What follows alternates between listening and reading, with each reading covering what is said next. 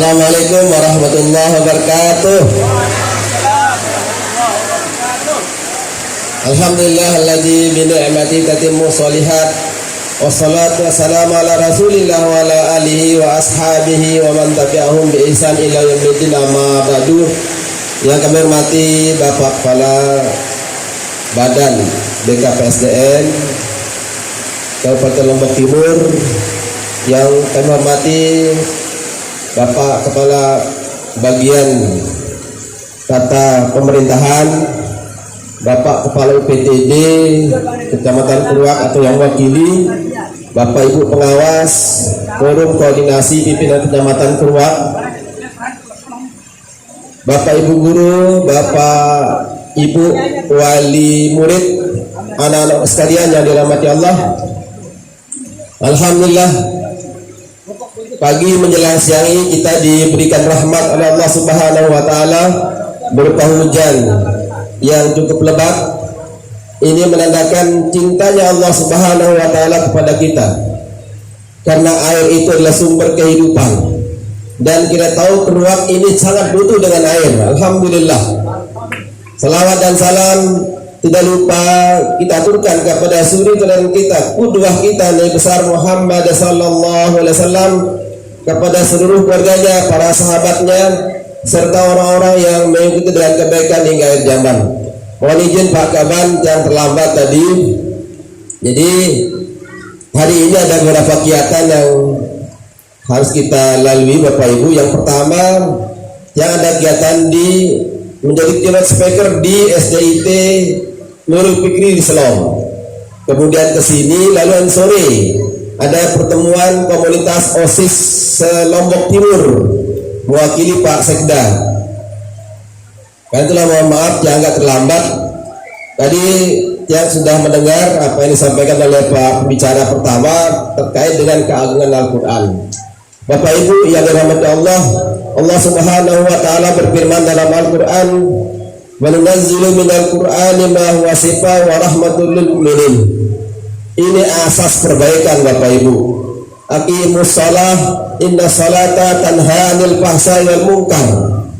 Jelas ini, kalau kita ingin bangun sebuah peradaban, maka dua asas sudah tegak lurus, tegak. Jangan jauh dengan Al-Quran, jangan jauhkan anak kita dengan Al-Quran. Kemudian jangan sampai anak kita meninggalkan sholat. Pernah dilakukan testimoni salah seorang pengawas Bapak Ibu melaporkan ke kami. Izin Pak Kadis yang melakukan testimoni kepada anak-anak kita di beberapa sekolah. Satu sekolah itu 90% tidak sholat subuh. Nah, ini kan generasi yang diharapkan yang akan menggantikan kita ketika kita meninggal dunia nanti. Generasi-generasi yang ada usalah meninggalkan sholat. Ya. Kalau sudah sholat ditinggalkan, tidak ada lagi harapan kita Bapak Ibu. Tidak ada teori-teori lain untuk berbagi generasi umat ini adalah selain kembali kepada Al-Quran dan tegakkan sholat. Karena Allah yang menciptakan manusia, Allah Rabbul Alamin, Dialah yang mengatur kita, yang memelihara kita, yang menggerakkan hati manusia, yang menggerakkan langkah kita. Allah Subhanahu wa taala. Allah berikan solusi kepada kita dua hal ini. Baca Al-Quran, karena Al-Quran menjaga anak-anak kita. Tegakkan sholat, sholat akan menjaga anak-anak kita dari perbuatan keji dan mungkar.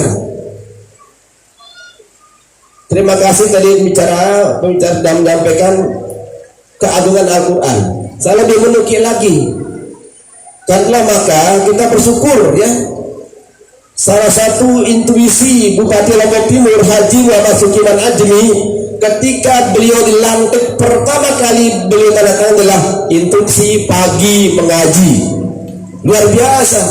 Ini tidak muncul sembarangan, melainkan dari pemikiran yang mendalam dari seorang ulama, kiai, guru Haji Muhammad Sukiman Ajmi.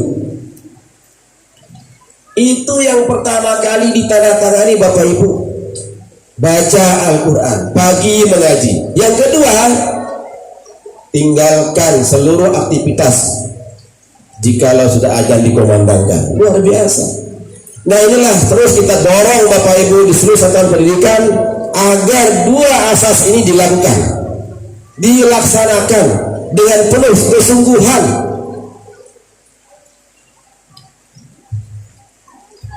Yang tidak ada program-program yang mulu-mulu, iya wah ini terlaksana yang Bapak Ibu. Untuk mele merilah anak jarinta, bawa dia, arahkan dia, bimbing dia untuk baca Al-Quran. Manusia ini Bapak Ibu ada dua unsur jasad dan unsur ruh. Kita seringkali terpedaya, tersibukkan dengan unsur jasad kita ini, pergi ke mall cari makanan yang enak, ya, sanggup berutang di bank sekedar untuk memenuhi kebutuhan mulut. Tapi ketika ruh ini butuh asupan gizi, tidak pernah kita hiraukan.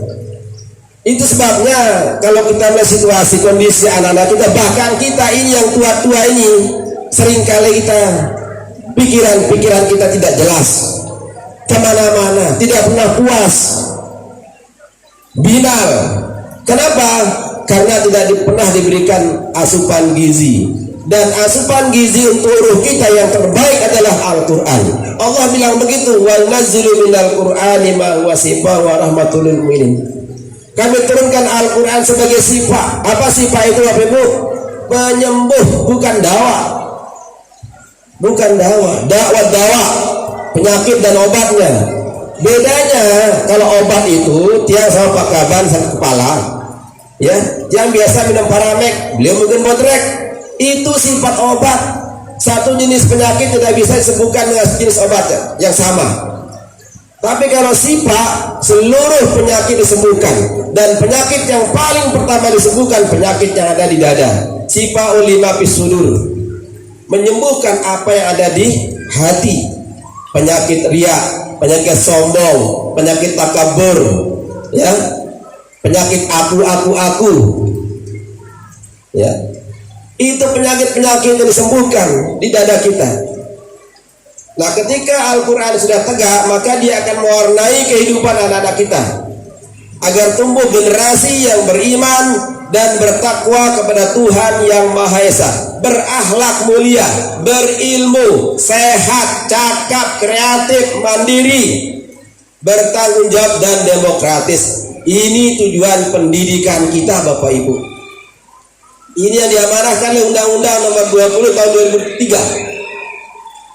Maka terima kasih Pak Kepala Sekolah bersama seluruh Bapak Ibu guru yang sudah menginisiasi, mendorong anak-anak kita untuk mengaji pagi. Dan kami dapat informasi ada yang hafal Quran. Alhamdulillah, bersyukurlah Bapak Ibu menyekolahkan anak-anaknya di sini, karena di sini dibimbing baca Al-Quran, kitabullah. Ya, bersyukur kita. Bapak Ibu tidak sempat di rumah mengajak dia untuk ngaji, di sini diajarkan, alhamdulillah. Tapi ingat, tugas pendidikan itu bukan hanya di sekolah. Bukan hanya, jangan kemudian dijadikan sekolah seperti bengkel. Tidak. Ada tanggung jawab orang tua. Dia hanya berapa jam di sini, selebihnya di rumah. Karena itulah maka kerjasamanya harus dibangun. Sida pada inamas penjarintian dan jaga awit anak balik. Cari dia kalau dia keluar jauh-jauh. Ingatkan dia kalau dia lama-lama meninggalkan sholat. Ingatkan dia kalau dia tidak baca Quran. Tugas Bapak Ibu, kullukum ra'in wa kullukum mas'ulun. Masing-masing kita akan diminta pertanggungjawaban kita.